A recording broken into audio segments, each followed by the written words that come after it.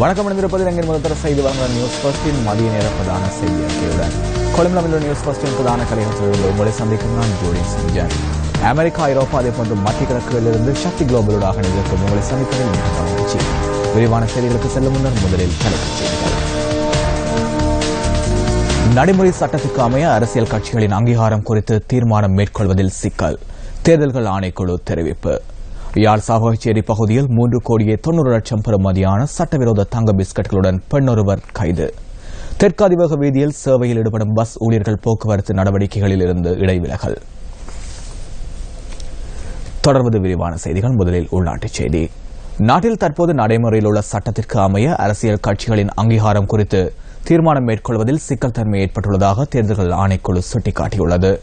ஜனவரி 1ஆம் தேதிக்கும் 30ஆம் தேதிக்கும் இடைப்பட்ட அரசியல் கட்சியின் பதிவுக்கான விண்ணப்பங்கள் கோரப்படுதல் வேண்டும் என மேலதிக தேர்தல்கள் ஆணையாளர் MM முகமது குறிப்பிடுகின்றார். தற்போது இலங்கையில் நடைமுறையில் உள்ள சட்டங்களுக்கு அமைய அரசியல் கட்சிகளின் அங்கீகாரம் தொடர்பாக நடவடிக்கை எடுக்க தேர்தல்கள் ஆணைக்குழுவுக்கு முடியாத நிலை ஒன்று ஏற்பட்டுள்ளது. இதற்கு காரணம் அரசியல் கட்சிகளின் பதிவு தொடர்பான சட்டமாக கருதப்படுகின்ற 2009ஆம் ஆண்டின் 58ஆம் இலக்க பாராளுமன்ற தேர்தல் திருத்த சட்டத்தினால் திருத்தப்பட்ட 1981ஆம் ஆண்டின் 1ஆம் இலக்க பாராளுமன்ற தேர்தல் சட்டத்திற்கு அமைய தேர்தல் வருடத்திலும் ஜனவரி மாதம் 1ஆம் தேதிக்கும் 31ஆம் தேதிக்கும் இடைப்பட்ட காலப்பகுதிக்குள் கட்சி பதிவுக்கான விண்ணப்பங்களை கோர வேண்டும். ஆயினும் குறித்த ஜனவரி மாதம் ஏதேனும் தேர்தல் ஒன்றின் வேட்புமனு காலத்திற்கும் தேர்தலின் முடிவுகள் இறுதியாக வெளியிடப்படுகின்ற காலத்திற்கும் இடையில் வருமாயின் குறித்த தேர்தல் முடிவடைந்த ஒரு மாதத்திற்குள் குறித்த பதிவுக்கான விண்ணப்பங்கள் கோரப்பட முடியும். முல்லைத்தீவு, கரைத்துறைப்பற்று மற்றும் புதுக்குடியிருப்பு பிரதேச சபைகளின் தேர்தல் குறித்து நீதிமன்றத்தால் வழங்கப்பட்டுள்ள தீர்ப்பு காரணமாக கட்சி பதிவுகளுக்கான விண்ணப்பங்களை கோருவதில் சிக்கல் காணப்படுவதாக மேலதிக தேர்தல்கள் ஆணையாளர் MM முகமது தெரிவிக்கின்றார். நீதிமன்ற செயல்முறையினால் பிற்போடப்பட்டு வருகின்ற முல்லைத்தீவு மாவட்டத்தின் கரைத்துறைப்பற்று மற்றும் புதுக்குடியிருப்பு பிரதேச சபைகளுக்கான தேர்தல் ஒத்திவைக்கப்பட்டுள்ளமையினாலும் அத்தேர்தலின் வேட்புமனு தாக்கல் காலப்பகுதி ஏற்கனவே முடிவுற்றுள்ளமையினாலும் தேர்தல்கள் ஆணைக்குழுவுக்கு கட்சி பதிவுக்கான விண்ணப்பங்களை கோருவதற்கு சட்டத்திலே அனுமதி வழங்கப்படவில்லை. ஸ்ரீலங்கா சுதந்திர கட்சியை விட்டு செல்லப் போவதில்லை என முன்னாள் ஜனாதிபதி மஹிந்த ராஜபக்ச குறிப்பிட்டுள்ளார். கண்டி ஒகஸ்டாவத விஜயராம விகாரையில் நடைபெற்ற நிகழ்வொன்றின் போது முன்னாள் ஜனாதிபதி இந்த விடயத்தை குறிப்பிட்டார். கடினமான ஒரு காலம் இது. நாம் நினைத்தோம் நாட்டில் பாரிய மாற்றம் ஒன்று ஏற்படும் என்று. எனினும் ஏற்பட்ட மாற்றம் வேறு விதத்தில் அமைந்துவிட்டது. இன்று பழிவாங்கல்களும் குரோதங்களுமே முன்னெடுக்கப்படுகின்றன. என்னிடம் 18 மில்லியன் அமெரிக்க டாலர்கள் வங்கியில் இருப்பதாக தெரிவித்த ஒருவரே தற்போது அது இல்லை என்கிறார். கடந்த காலங்களில் அமைச்சர் ஒருவர் கூறினார், சுதந்திர தினத்துக்கு முன்பு 2 ராஜபக்சக்களை கைது செய்வதாக. போலீசார் மற்றும் சட்டமா அதிபரின் கடமைகளை அமைச்சர்கள்தான் தமது கைகளில் எடுத்துக் கொள்கின்றனர். நான் பரம்பரையாக இலங்கையை சேர்ந்தவன். நான் ஸ்ரீலங்கா சுதந்திர கட்சியை விட்டு எங்கும் சென்றதில்லை. என்றும் நான் இருப்பது ஸ்ரீலங்கா சுதந்திர கட்சியில்தான்.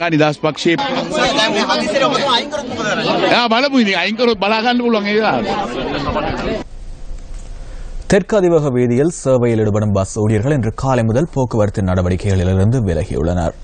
மகரகமவிலிருந்து காலி மற்றும் மாத்தறை வரை தற்காலிகமாக அடிப்படையில் பஸ்கள் போக்குவரத்தில் ஈடுபடுத்தப்பட்டமைக்கு எதிர்ப்பு தெரிவித்து பஸ் ஊழியர்கள் போக்குவரத்திலிருந்து விலகியுள்ளதாக தனியார் பஸ் உரிமையாளர்கள் சங்கத்தின் தலைவர் கெம்னோ விஜயவர்தன தெரிவிக்கின்றார்.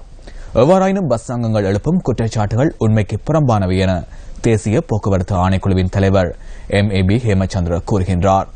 இது தொடர்பில் போக்குவரத்து அமைச்சின் செயலாளர் நிகால் சோமவீரவிடம் நியூஸ் ஃபர்ஸ்ட் வினவியது. அங்கீகரிக்கப்பட்ட முறையினூடாக விலை மனுக்கள் கோரப்பட்டு தெற்கு அதிவேக வீதிக்கான போக்குவரத்து அனுமதி பத்திரங்களை வழங்குவதற்கு நடவடிக்கை எடுக்கப்பட்டுள்ளதாக அவர் கூறினார். அது தொடர்பில் அமைச்சரினால் அமைச்சரவை பத்திரம் ஒன்றும் முன்வைக்கப்பட்டு அதற்கான அனுமதியை எதிர்பார்த்துள்ளதாக நிகால் சோமவீர குறிப்பிட்டார்.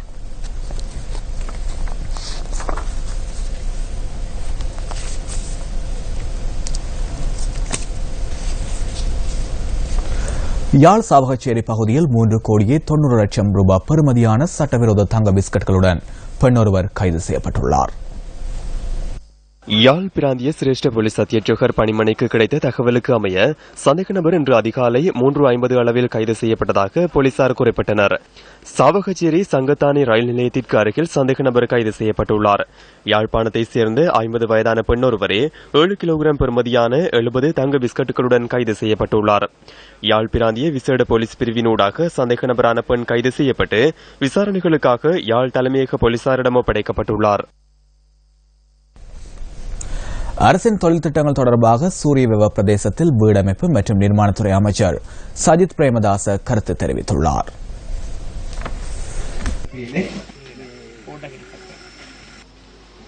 මේ රටේ තරුණ තරුණියන්ගේ රැකියා ප්‍රශ්නය நாட்டில் உள்ள இளைஞர் யுவதிகளின் வேலைவாய்ப்பு பிரச்சினைக்கு நிரந்தர தீர்வை வழங்க வேண்டும்.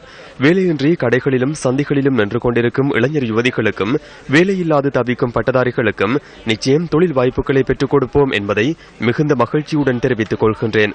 எமது இலவச பல்கலைக்கழக கல்வியின் ஊடாக பட்டம் பெறும் அனைத்து பட்டதாரிகளுக்கும் நாட்டிற்கு சேவையாற்றக்கூடிய வகையில் அரசு துறையில் பட்டதாரி நியமனங்களை எமது அரசாங்கத்தின் ஊடாக பெற்றுக் கொடுப்பதற்கு மிகவும் அர்ப்பணிப்புடன் நாம் செயற்படுவோம் என்பதை அறிய தருகின்றேன். උපාධි පත්වීම් ලබා දෙන්නට අපේ රජය ඇප වෙනවා කැප වෙනවා කියන එක මම මේ අවස්ථාවේ ප්‍රකාශ කරනවා.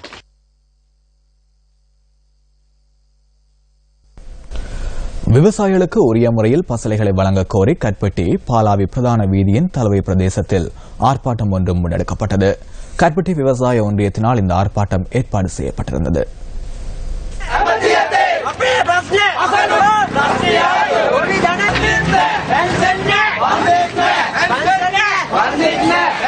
தலவை நகரில் இருந்து பேரணியாக சென்ற விவசாயிகள் தலவை மொத்த மரக்கரை விற்பனை நிலையத்திற்கு முன்னால் ஆர்ப்பாட்டத்தில் ஈடுபட்டனர்.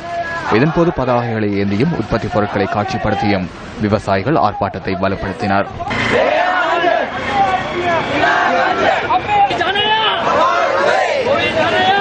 எங்களுக்கு நாங்க எங்க மொத்த தேசிய உற்பத்தியில 35% மரக்கறியை நாங்க நாட்டுக்கு கொடுக்கிறோம்.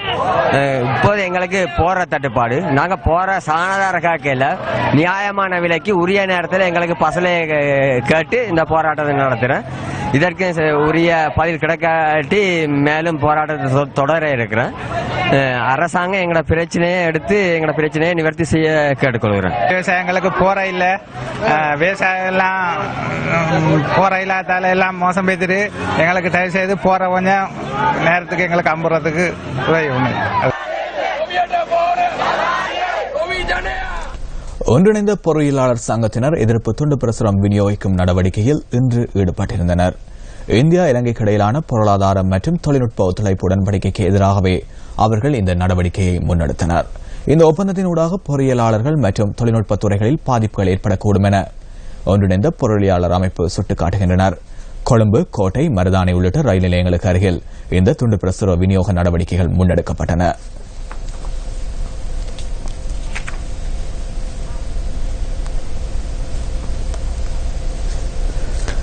கிழக்கு மாகாணத்தை மலையகத்துடன் இணைக்கும் செங்கலடி பதுளை பிரதான வீதியில் அமைந்துள்ள வெலிக்காண்டி கிராமத்திற்கான பிரதான பாதையின் பாலம் உடைந்துள்ளமையால் கடந்த சில நாட்களாக தரைவழி போக்குவரத்து பெரிதும் பாதிப்படைந்துள்ளது.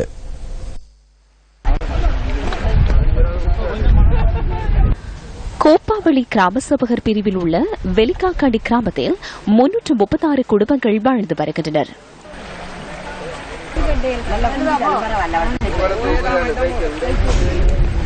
அசாதாரண சூழ்நிலையின் போது 2 தடவைகள் இடம்பெயர்ந்த தற்காலிக முகாம்களில் தங்கியிருந்த இந்த மக்கள் யுத்தத்தின் பின்னர் மீள்குடியமர்த்தப்பட்டனர். நெல் வேளாண்மை மற்றும் மேட்டுநில பயிர் செய்கையை நம்பி வாழும் இந்த மக்களின் போக்குவரத்து நடவடிக்கைகள் தடைப்பட்டுள்ளதால் பல்வேறு சிரமங்களை மக்கள் எதிர்கொண்டுள்ளனர்.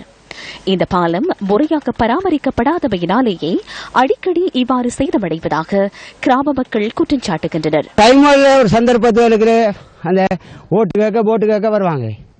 இந்த பாலத்தோட சொன்னாலும், இந்த பாலத்தை செஞ்சு சொன்னாலும் அதுக்கு வந்திருக்க காசு காணா அப்படி இப்படி எங்களை போட்டு இதோட 4 தடவை நாங்கள் இந்த பாலத்தை கட்டிக்கோம். இப்படி இந்த மரத்தை போட்டு தான் இந்த பொம்பளையில கற்பணி மாற இயலாத ஆக்கள் எல்லாம் கொண்டு வர ரத்த நோய் விழுந்தாலும் கொண்டு வர வச்சுதான். இந்த பாம்புகள் கடிச்சாலும் எங்களுக்கு கொண்டு போய் கொள்ளையில போன முறை அதால ஒரு அம்மாவும் செத்துருக்கிறாவோ பாம்பு கடிச்சதால வாகனம் கொண்டு போயிடலாத்தால அப்படி நாங்கள் சரியாக கஷ்டப்படுறோம். ஆனால் எங்களை ஒரு தரம் பார்க்குற அளவுக்கு எடுக்கிற அளவுக்கும் இல்லை. மழைக்காலங்களில் இந்த பாலம் அடிக்கடி உடைப்பெடுப்பதாக சுட்டிக்காட்டும் மக்கள் வெள்ளம் ஏற்படும் போது தென்னங்குற்றிகளின் உதவியுடன் உயிராபத்துடன் பயணிப்பதாக குறிப்பிடுகின்றனர். மாணவர்கள் வார வழியில ஒரு பாலம் ஒன்று உடைந்து பல மாதங்களாக யாராலும் திருத்தப்படாமல் இருக்குது. இந்த பாலம் உடைந்து இருக்கிறதால மாணவர்கள் வரவு குறைவாக எங்கள் பாடசாலைக்கு ஏற்படுகிறது. புதிதாக வந்திருக்கிற இந்த நல்லாட்சியிலேயாவது இந்த பாலம் திருத்தப்படும் என்று நாங்கள் எதிர்பார்க்கிறோம். மேலால சார்மா உடவிக்கு மேலால ஒரு 3 அடிக்கு மேல தண்ணி வரும் இந்த பாலத்துக்கு மேலால. அந்த டைம்ல ஒரு தரம் இதால போக்குவரத்து செய்யலாது. வேற பாதையும் இல்லை இந்த கிராமத்துக்குள் வர்றது. எனவே வெலிக்காக்கண்டி கிராமத்துக்கான பிரதான பாதையின் பாலத்தை மீள உடைப்பெடுக்காத வகையில் புனரமைத்து தருமாறு கிராம மக்கள் கோரிக்கை விடுக்கின்றனர். தொடர்வது விளையாட்டுச் செய்தி. தெற்காசிய விளையாட்டு விழா இன்னும் 3 நாட்களில் இந்தியாவில் ஆரம்பமாக உள்ளது. இதற்காக தயாராகி வரும் இலங்கை கைப்பந்து அணி தொடர்பான தகவல்கள் இன்றைய விசேட தொகுப்பில். 12வது தெற்காசிய விளையாட்டு விழாவில் கைப்பந்து போட்டிகளில் இலங்கை ஆடவர் மற்றும் மகளிர் ஆகிய 2 பிரிவுகளிலும் போட்டியிடுகின்றது. மகளிர் பிரிவில் இலங்கை போட்டியிடும் முதல் சந்தர்ப்பம் இதுவாகும்.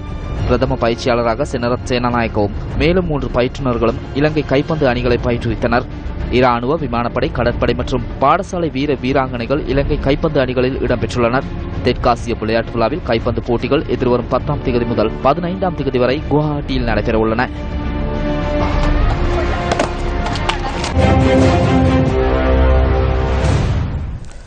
அந்த விளையாட்டுகளுடன் நியூஸ் ஃபர்ஸ்ட் என்ற மதிய நேர பிரதான செய்தி அறிக்கை நிறைவடைகின்றது. நியூஸ் ஃபர்ஸ்டின் பிரதான செய்தி அறிக்கை 8 மணிக்கும் மணித்தியால செய்தி 2:25க்கும் எதிர்பாருங்கள். வணக்கம்.